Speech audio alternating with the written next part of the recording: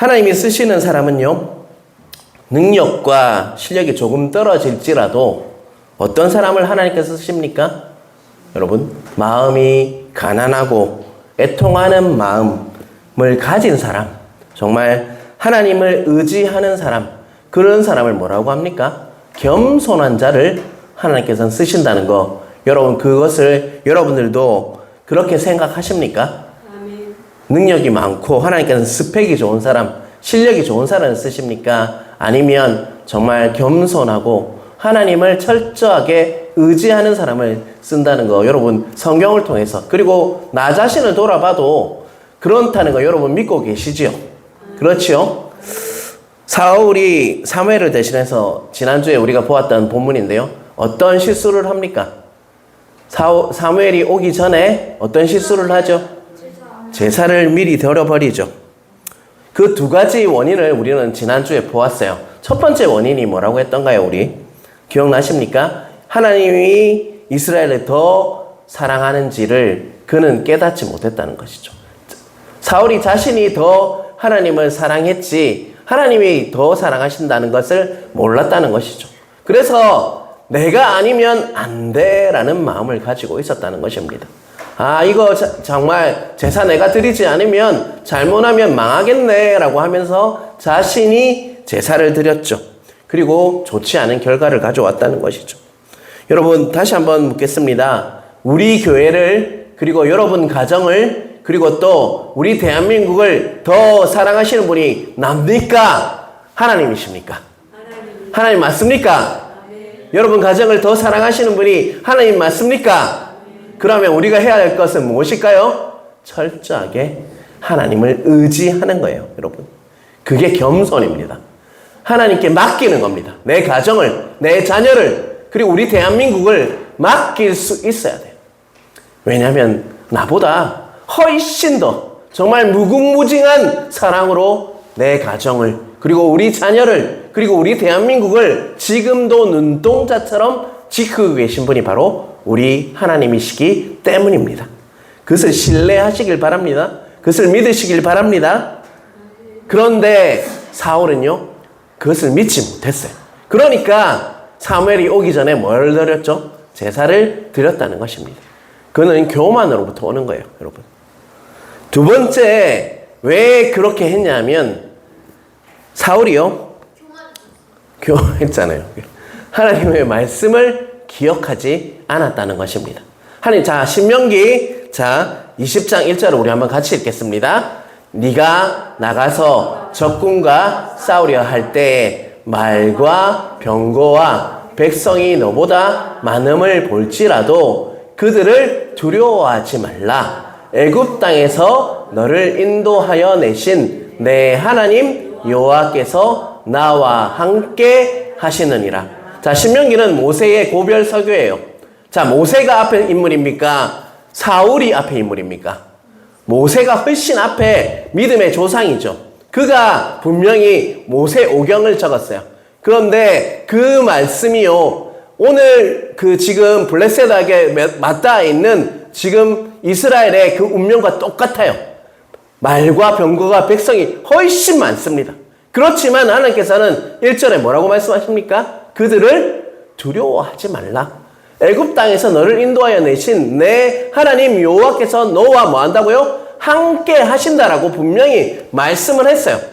만약에 사울이 평소에도 말씀을 읽고 묵상하고 또 그 말씀을 통해서 정말 암송하고 그 말씀을 외우고 있었더라면, 마음판에 새기고 있었다면 그 어려운 상황에 무엇이 생각이 났을까요? 이 말씀이 생각났어야 했어요. 그래서 그런 일을, 범죄를 저지르지 않았을 거예요. 그런데 사울은요, 평소에 왕이 되고 2년 됐을 동안 말씀을 보지 않았어요. 말씀을 묵상하지 않았어요. 말씀을 읽지 않았다고요. 그러다 보니까 뭐가 발동한 겁니까? 자기 생각, 자기 마음이 발동해서 미리 제사를 드리고 말았다는 것입니다. 그래서 하나님께서는 그것을 결코 정말 좋지 않은 행위를 사울이 하고 말았다는 것입니다. 적이 몰려와도 하나님께서 말씀하셨으니까 분명히 하나님께서 나를 주시겠구나. 분명히 하나님의 약속이니까 그 말씀이 성취되겠구나라고 그는 자신으로 다짐하고 마음판에 새기면서 두려워하지 말고 나아갔어야 했어요. 그런데 사울은요, 두려워서 정말 부득이하게 제사를 드렸어요. 우리가 잘못하면 다 죽을 것 같아서 제사를 드렸어요라고 고백을 하고 있다는 것입니다. 여러분, 지난주에 사울이 왕이 되고 상비군을 만들었다고 했어요. 평소에 잘 이렇게 훈련시키고 또 평소에 또 함께 데리고 나가서 싸울 수 있는 상비군을 만들었어요. 자, 몇 명을 만들었다고 기억나십니까, 혹시? 3,000명을 만들었습니다. 자, 2,000명은 사울 자신이 이렇게 정말 관리했어요. 1,000명은요, 누구예요? 아들 요나단이 관리했습니다. 총 3,000명이었어요.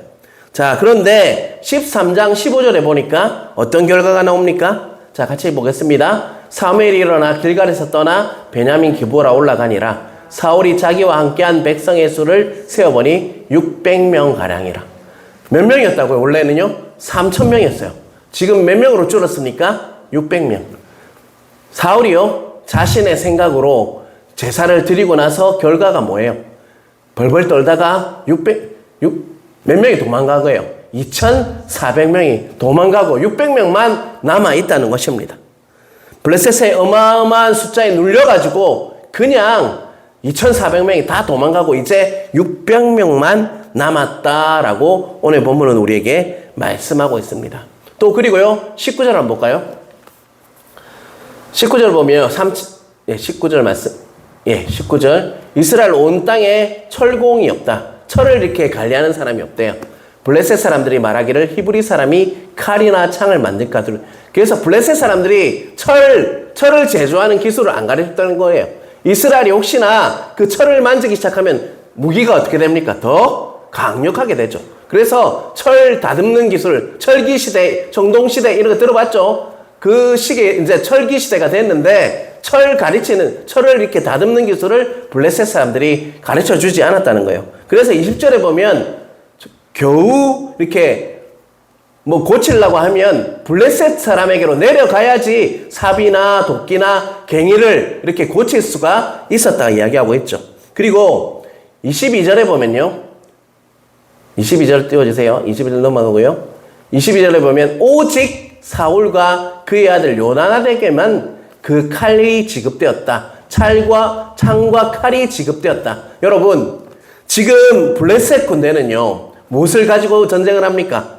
철로 된 무기를 가지고, 창과 칼을 가지고 전쟁을 한다면, 지금 사울은요, 동으로 만든 칼로 이렇게 전쟁을 해요. 어떤 게 이길 것 같습니까? 철이 이길 것 같습니까? 동이 이길 것 같습니까? 동이요? 비싼 거예요. 싸울 때는 다르죠. 싸울 때는 동이 이렇게 무르기 때문에 다 문질러지고 다 부서져 버려요. 하지만 철로 만든 칼과 창을 가진 블레셋은 결코 이길 수가 없다는 것입니다. 그리고 병거가 그때 지난주에 한번 생각해 보십시오. 병거가 3만이요. 마병이 6천이라고 했어요. 그리고 그 나머지 수가 모래만큼 많았다라고 하고 있어요. 자, 우리가 객관적으로 한번 봅시다. 사람은 어떻습니까? 어디가 많습니까? 훨씬 블레셋이 많아요. 무기도 훨씬 많아요. 그런데 영적인 상태는 또 어떻습니까? 리더의 영적인 상태는 어떻습니까? 좋은 것 같습니까? 나쁜 것 같습니까? 나쁘다는 거예요.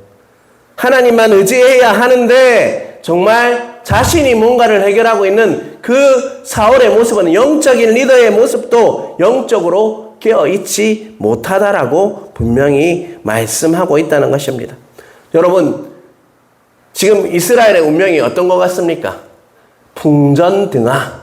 정말 이러지도 저러지도 못하는 그런 정말 지경에 놓여 있다는 것입니다. 그런데요, 한 인물이 1절에 나타납니다. 오늘 우리가 보고 있는 14장에 한 인물이 나타나요. 1절 한번 같이 읽어볼까요? 하루는 사울의 아들 요나단이 자기를 무기를 든 소년에게 이르되 우리가 건너편 블레셋 사람들의 부대로 건너가자 하고 그의 아버지에게는 아뢰지 아니하였더라. 정말 풍정동화 같은 암울한 그 이스라엘 상태에 비하면 요나단은요, 어찌 보면 아무 생각이 없는 것 같고 천진난만합니다. 지금 어디로 들어가겠다고 이야기하고 있냐면 블레셋 진영으로 내가 건너가서 그들을 무찌르겠다라고 하고 아버지에게 말도 안 하고요, 천진난만하게 그 블레셋을 정말 무찌르러 가고 있다는 것입니다. 2절을 띄워주세요. 그런데 사울은 어떻게 하고 있죠? 자, 석류나무 아래에 어떻게 하고 있다고요? 머물렀다라고 이야기하고 있어요. 자, 1절에는 누가 나옵니까? 아들인 요나단이 나와요. 그는 지금 적진으로 뛰어가야 되겠다, 적진을 무찌르러 가야 되겠다 하고 있다면 2절의 사울은요, 어떻게 하고 있습니까? 그냥 나무 아래 머물러 있다. 여러분, 이 1절, 2절이 하나님께서 이불로 그렇게 보여주신 거예요. 그 상태가 어떤지 상징적으로 보여주는 거예요. 아들은 지금 어떻습니까? 활동적이고 정말 능동적이었다면 사울은요, 수동적이고 이미 멈춰 있는 거예요. 정적이고 멈춰 있는 거예요. 아들은 동적이라면 아버지는요, 정적이고, 또 아버지는 능동적이 아니라 수동적이라면 아들은 지금 능동적으로 행동을 하고 있는 것을 보여주고 있는 거예요. 영적인 상태를 보여주고 있다는 것이에요. 이미 사울은요, 정적이에요. 머물러 있다는 거예요. 여러분, 성령의 사람의 특징이 뭐냐면 동적이고 정말 능동적입니다. 하지만 지금 사울은 이미 죽었어요. 그러다 보니까 아들에 비해서 완전히 죽어 있는 상태가 바로 영적인 상태가, 정말 그런 상태가 누구라는 거예요? 사울이라는 것입니다. 자, 3절을 또 볼게요.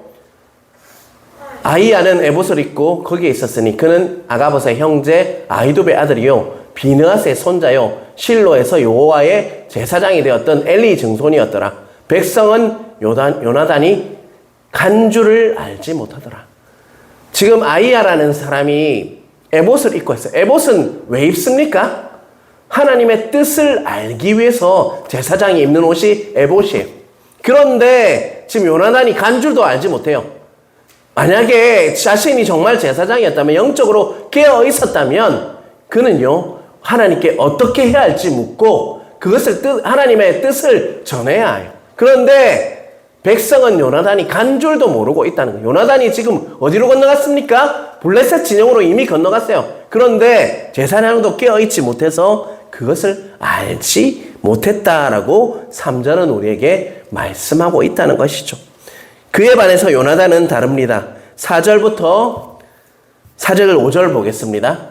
요나단이 블레셋 사람들에게로 건너가려 하는 어기 사이 이쪽에는 험한 바위가 있고 저쪽에는 험한 바위가 있는데 하나의 이름은 보세스요 하나의 이름은 세네라.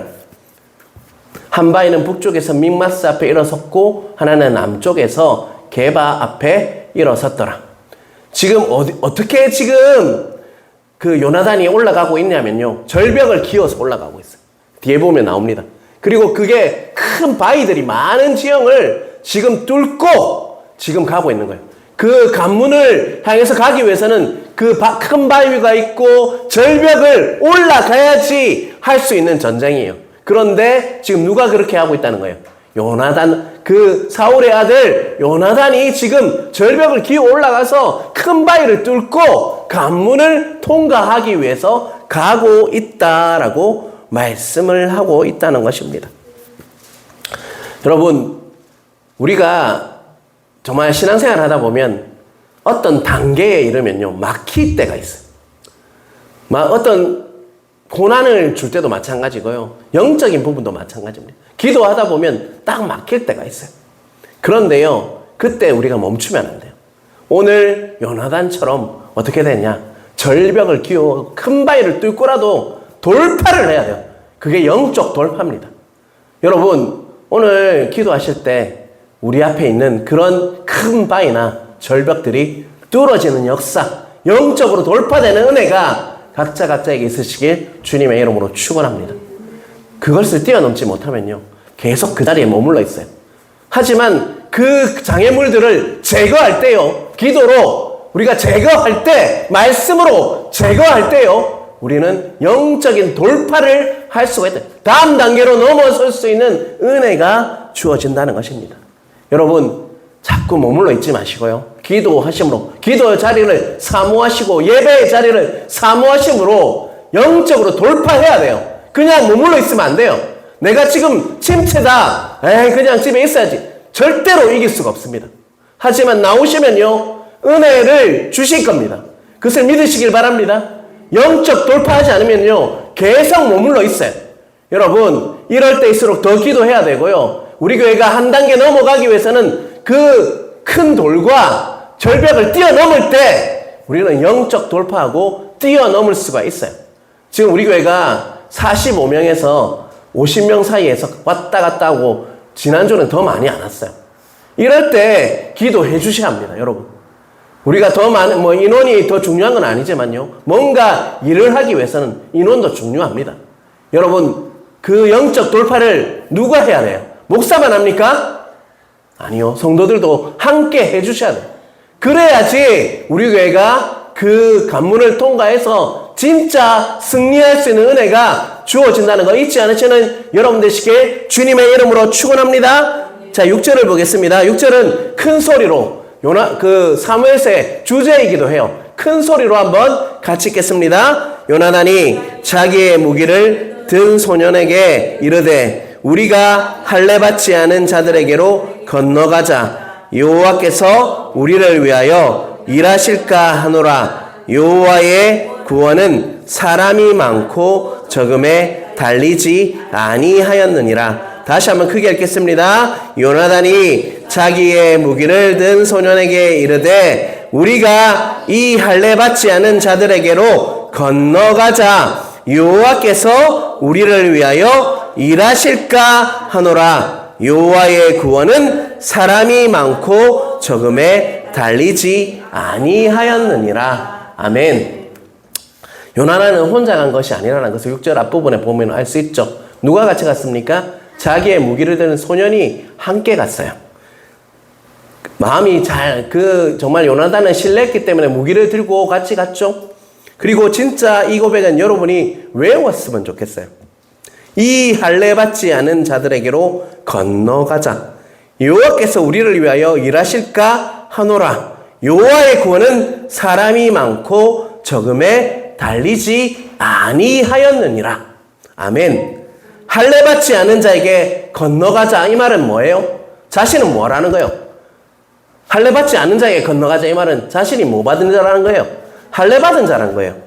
이 말은요, 바로 나는 하나님께서 선택한 자야. 그리고 또 하나님께서 함께 하시는 자야. 라고 자신의 정체성을 드러내고 있다는 거예요. 자기가 누구라고요? 할례 받은 자라는 거예요. 자신이 하나님께서 택하신 백성이라는 거예요. 그리고 하나님께서 나와 그렇기 때문에 함께 하는 백성이야. 그래서 뭐하러 가자고요? 이기로 가자. 여호와의 구원이라고 하는데요. 여기서 예수 믿고 구원받는 걸 말하는 게 아니에요.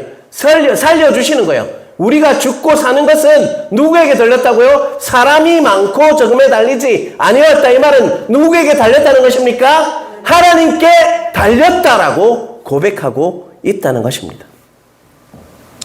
여러분, 여호와의 구원은 사람이 많고 적음에 달리지 아니하였다. 이 말씀이 여러분의 말씀이 되시길 간절히 바랍니다. 무언가를 많이 소유하고 뭔가를 가져야지 하나님께 더 함께 하시고 승리하는 인생이 되는 것이 아니라 누구에게 달려있다는 거예요. 하나님께서 함께 하시면 승리한다라고 분명히 고백하고 있다는 것입니다. 오직 주님께 우리가 살고 죽음의 문제가 해결될 수 있다. 예수 그리스도 때문에 우리는 살고 죽는 것이지 다른 요인으로 우리가 죽고 사는 것이 아님을 믿습니까, 여러분? 우리의 생명이 예수 그리스도로 말미암음을 믿습니까, 여러분?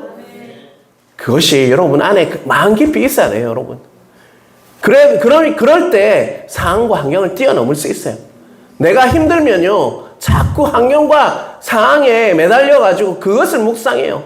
그것이 아니라 그럴 때일수록 오직 하나님, 예수 그리스도의 그 생명을 묵상하는 은혜가 있길 간절히 바랍니다, 여러분. 내가 어떻게 할례 받지 않은 자들과 같을 수 있는가? 우리의 승리는 오직 하나님께 속한 것이고 나의 전쟁은 하나님께 속한 겁니다. 라고 바로 누가 고백하고 있다는 것입니까? 사울과 달리 요나단은 완전히 달랐어요. 그 믿음으로 똘똘 뭉쳐 있었어요. 그래서 소년 한 명 데리고 무기 들고 자기는 절벽을 기어 올라가지고 그 큰 바위를 뚫고 지금 적진으로 돌파하고 있다는 거 잊지 마시기 바랍니다. 여러분, 이 말씀을 우리에게 적용할 수가 있습니다. 우리가 잘 되고 못 되는 것은요, 우리의 어떠함이 아니라는 거예요. 그걸 믿습니까, 여러분?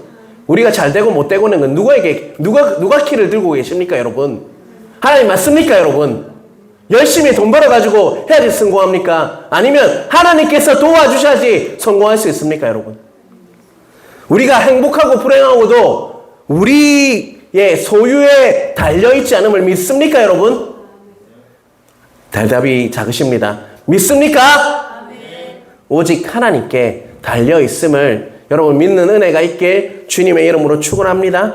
하나님을 바라보고 하나님만을 의지할 때 하나님께서 우리를 구원해 주시고 우리를 살려 주실 것입니다. 그것을 믿는 은혜가 있길 주님의 이름으로 축원합니다. 7절입니다. 같이 읽겠습니다. 무기를 든 자가 그에게 이르되 당신의 마음에 있는 대로 다 행하여 앞서가소서. 내가 당신과 마음을 같이하여 따르리이다. 7절에 보면요, 누구의 고백이에요? 이게 무기를 든 자. 아까 저게 한 소년이 무기를 들었다고 했잖아요. 그 아이의 고백이에요.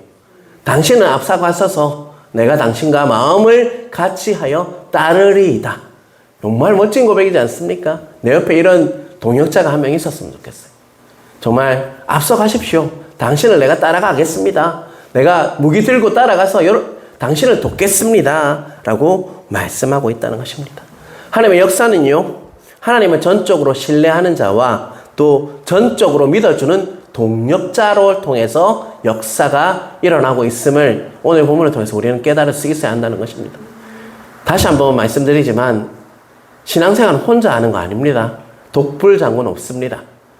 옆에 누가 있어야 됩니까? 동역자가 있어야 됨을 여러분 깨달으시길 바랍니다. 여러분, 제가 왜 오후 예배 때 이렇게 모여서 이야기하라고 하냐면요, 옆에 지체들이 바로 동역자들이기 때문입니다. 옆에 지체들을 한번 바라보실까요, 여러분? 한번 뒤로 보시면서 한번 어떤 분이 와 계신지 한번 보실까요? 여러분의 누굽니까? 관계 없는 사람입니까, 여러분? 지체입니다, 지체. 동역자입니다. 믿습니까? 믿습니까? 그와 함께 할 때요, 하나님의 역사가 일어남을 여러분 온전히 신뢰하시길 주님의 이름으로 축원합니다. 하나님을 전적으로 신뢰할 때 하나님의 역사가 일어나지만요, 그냥 혼자 하는 것이 아니라 하나님과 그 뜻을 같이 하는 동역자와 함께 하나님의 역사가 일어날 수 있음을 잊지 않으시는 여러분 되시길 주님의 이름으로 축원합니다. 자, 8절, 9절, 10절 같이 읽어보겠습니다. 요나단이 이르되 보라, 우리가 그 사람에게로 건너가서 그들에게 보이리니 그들이 만일 우리에게 이르기를 우리가 너희에게로 가기를 기다리라 하면 우리는 우리가 있는 곳에 가만히 서서 그들에게로 올라가지 말 것이요 그들이 만일 하기를 우리에게로 올라오라 하면 우리가 올라갈 것은 여호와께서 그들을 우리 손에 넘기셨음이니 이것이 우리의 표징이 되리라 하고. 여러분, 8절, 9절, 10절 그 요나단의 고백은요, 한마디로 요약하면 철저하게 하나님만 신뢰하겠습니다, 이 고백이에요. 하나님께서 사인 보내주시면 승리할 줄 믿겠습니다, 이 말이에요. 근데 그 사인이 뭐예요? 그 블레셋 사람들이 그들을 올라오라 하면 그 사인인 줄 믿겠다는 거예요. 자, 블레셋 사람이 너희들 이렇게 내가 들어갈게요 라면 올라오라고 할 수도 있고, 내려가라고, 너 어디서 올라오나 빨리 내려 안 가? 이렇게 할 수 있잖아요. 그때 블레셋 사람이 올라오라 하면요, 오늘 10절 끝에 보면 우리에게 표징이 되리라, 이 말은요, 아, 그 사인이 우리가 승리한다는 사인인 줄 믿겠습니다 라고 고백하는 거예요. 이 말은요, 철저하게 누구를 신뢰한다는 거예요? 하나님이 이 전쟁은 하나님께 속한 것이고 하나님께서 다 하실 것을 믿겠습니다. 올라오라만 하면 내가 승리한 줄 믿겠습니다. 라고 하나님의 사인만을 구하고 있는 그런 요나단의 모습을 볼 수가 있다는 것입니다. 왜냐하면요, 우리의 승패는요, 누구에게 달렸기 때문입니까? 하나님께 달려있기 때문입니다. 그런데요, 문제는 우리에게 있죠. 하나님께 승리가 달려있다고 하면서 우리는요, 우리의 생각, 우리의 의견, 판세를 분석하고 그렇게 뭔가 인간적인 방법으로 이기려 하니까요, 늘 정말 승리하지 못한 채 넘어질 때가 많다는 것입니다.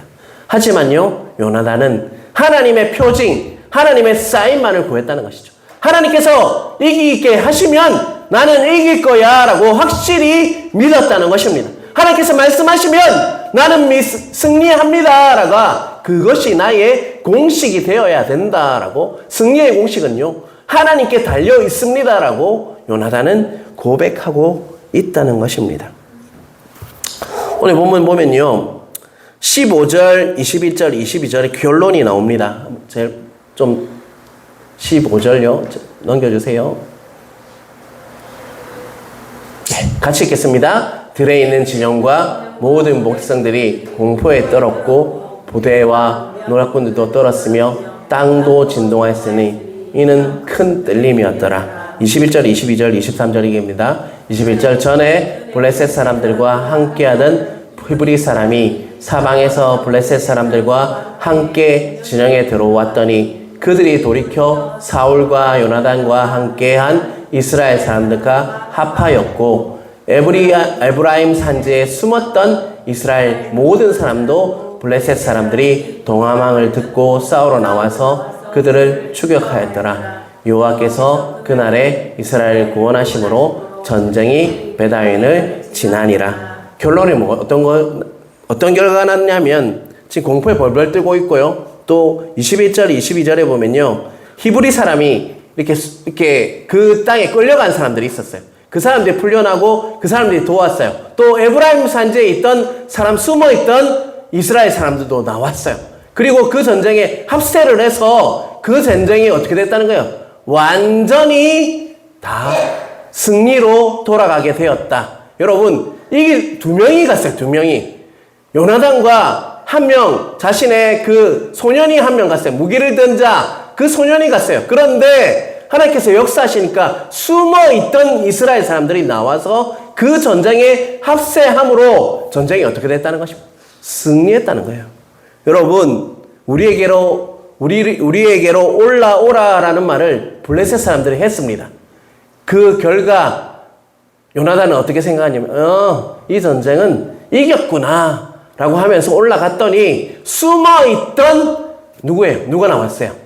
이스라엘 군사들이 갑자기 나와서 또 에브라임 산지에 숨어있던 이스라엘 사람들도 나와서 블레셋 사람들이 도망함을 듣고 싸우러 나와서 그들을 추격하는 완전히 승리하는 전쟁이 일어났다라고 오늘 본문은 우리에게 말씀하고 있다는 것입니다. 여러분, 성경이 아무리 말해도요, 여러분, 그것이 나의 말씀이 되지 않으면 아무 의미가 없습니다. 여러분, 이 말씀을 그냥 재밌는 이야기네 라고 받아들이는 거하고 이것은 하나님의 말씀이니까 내 삶도 똑같겠구나 라고 적용하는 것은 그 인생은요, 하늘과 땅 차이입니다. 여러분, 말씀을 취하시길 바랍니다. 이 말씀을 봤다면요, 이 말씀을 나의 말씀으로 취하시고 말씀을 먹으시고 내 삶에도 역경과 환란이 일어날 때 이 전쟁은 내게 속한 것이 아니라 내 구원은 하나님께 속한 것이구나. 하나님께서 나와 함께 하시면 이기겠구나라는 믿음을 가지시길 바랍니다. 그럴 때 환경과 상황에 휘둘리지 않아요. 어떤 상황과 환경이 올지라도 말씀을 취하고 그 말씀을 믿을 때요, 우리에게는 하나님께서 함께 하심으로 승리가 올 수 있음을 믿으시는 은혜가 있길 주님의 이름으로 축원합니다. 여러분, 말씀을요, 그냥 읽는 것이 아니라 내 말씀으로 먹이시는 은혜가 있길 간절히 바랍니다. 내 말씀이 돼야 돼요. 내 말씀. 유진 목사의 말씀이 아니라요. 그 말씀을 내가 소화하고 내 말씀으로 취하고 내 삶에 이런 일이 힘든 일이 일어났을 때 그때 보았던 그 말씀 보니까 하나님께서 함께 하시면 이기더라 라고 적용하시고 믿음을 가지시고 이겨내는 것이 우리가 신앙생활을 하는 거예요. 우리는 종교인이 아닙니다. 신앙생활을 하는 거예요. 믿으며 살아가는 것이 신앙생활이에요, 여러분. 무엇을 믿습니까? 하나님의 말씀을 믿으며 살아가는 것이 우리의 인생임을 다시 한번 깨달으심으로 여러분 어떠한 환경과 상황이 있을지라도 형편과 처지에 있을지라도 나에게 어떤 일이 일어나더라도 구원은 누구에게 있다고요? 하나님께 속한 것이고 우리의 전쟁은 누구에게 속한 것이라고요? 하나님께 속한 것임을 믿음으로 하나님께서 함께 하시면 승리할 수 있음을 믿으심으로 이번 한 주 남은 한 주도요 정말 온전히 승리하며 이기시는 은혜가 각자에게 있으시게 주님의 이름으로 축원합니다. 아멘.